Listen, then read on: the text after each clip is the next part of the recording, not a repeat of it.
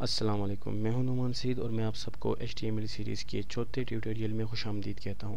इस ट्यूटोरियल में हम HTML एट्रीब्यूट्स के बारे में बात करेंगे कि हमारे पास HTML एट्रीब्यूट्स बेसिकली हैं क्या। HTML एट्रीब्यूट्स को समझाने के लिए मैं एक एग्जांपल का सहारा लूँगा और मैं आपको उससे समझाऊँगा कि HTML एट्रीब्यूट्स हमारे पास बेसिकली क्या होते हैं। HTML एट्रीब्यूट्स के एग्जांपल को स्टार्ट करने से पहले मैं अगर आपको HTML के एट्रीब्यूट्स की एक सिंगल लाइन में अगर डिफिनीशन करूं तो वो ये है कि लास्ट ट्यूटोरियल में जो हमने HTML एलिमेंट्स पढ़े थे, उन HTML एलिमेंट्स के बारे में अगर हम कोई एडिशनल इंफॉर्मेशन जो प्रोवाइड करते हैं उससे HTML एट्रीब्यूट कहते हैं। अब इसको मैं थोड़ा एक्सप्लेन करता हूँ। अपनी इस वर्डिंग को हम नोटपैड प्लस प्लस खोलेंगे और यहाँ पर एज़ यूजुअल हम HTML टाइप करेंगे। स्टार्टिंग और क्लोजिंग टैग हो गया उसका। इस तरह यहाँ पर हम टाइटल देंगे, आई हैव मिस्ड हेयर। अच्छा, टाइटल हम यहाँ पर टाइप करेंगे। इसके बाद हम बॉडी में आएंगे।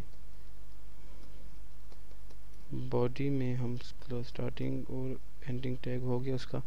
अब हम इस एग्जांपल में चाहते ये हैं कि हम इधर बॉडी में कोई लिंक दें, यानी किसी साइट को हम यहाँ से अपने इस वेब पेज से हम किसी साइट की लिंक यहाँ पर दें। हम यहाँ पर google.com की लिंक दे देते हैं। अब वो हम किस तरह देंगे, हम यहाँ पर टाइप करेंगे गूगल।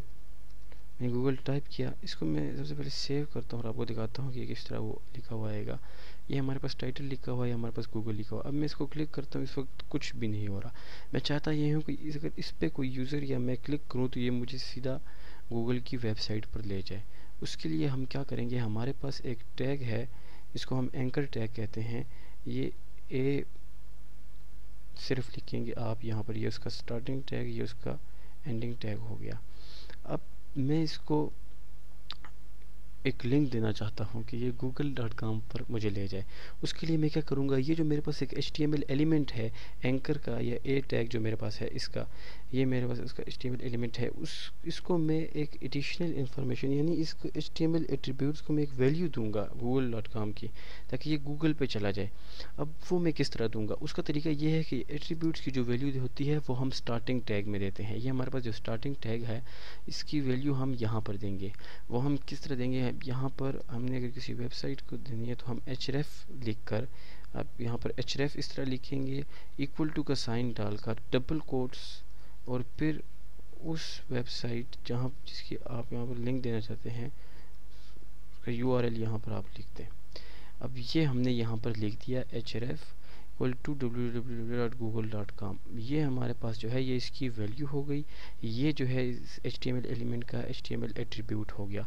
ये वैल्यू जो है ये आपने डबल कोट्स के अंदर लिखनी है। आप इसको सिंगल कोट्स में भी लिख सकते हैं, पर सिंगल कोट्स जो हैं वो रिकमेंड W3C इसको रिकमेंड नहीं करता। उसकी रिकमेंडेशन यही है कि आप जब HTML की प्रोग्रामिंग या कोडिंग कर रहे हो तो आप डबल कोट्स का इस्तेमाल करें।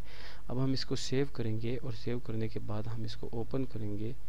अब आप देखिए, जब मैं गूगल के ऊपर अपना कर्सर लाता हूँ तो मेरे पास एक हाथ बना हुआ जाता है, यानी इसको मैं क्लिक कर सकता हूँ। जब मैं इसको क्लिक करता हूँ तो ये मुझे google.com पर ले जाता है। अब ये हमारे पास बात हुई HTML एट्रीब्यूट्स की कि HTML एट्रीब्यूट्स हमारे पास किस तरह होते हैं, और हम उसे स्टार्टिंग टैग में देते हैं। उसकी वैल्यू जो होती है वो हम स्टार्टिंग टैग में देते हैं, एंडिंग या क्लोजिंग टैग में नहीं देते। आप इसकी अच्छी तरीके से प्रैक्टिस करें, डिफरेंट साइट्स यहाँ पर दें, डिफरेंट तरीक़ों से आपके जहन में जो भी आता है आप इसको प्रैक्टिस करें। अगले आने वाले ट्यूटोरियल में जब हम लिंक्स के बारे में ट्यूटोरियल करेंगे तो उसमें मैं इस ए टैग को और इसकी जो डिफरेंट एट्रीब्यूट्स हैं और डिफरेंट फंक्शंस को उसको अच्छी तरीके से मैं एक्सप्लेन करूँगा। यहाँ पर सिर्फ आप अब इस सिंपल एग्जांपल को यूज़ करते हुए सिर्फ ये समझिए कि HTML एट्रीब्यूट्स हमारे पास क्या होते हैं। इस ट्यूटोरियल के लिए बस इतना ही। नेक्स्ट ट्यूटोरियल तक अल्लाह हाफिज़।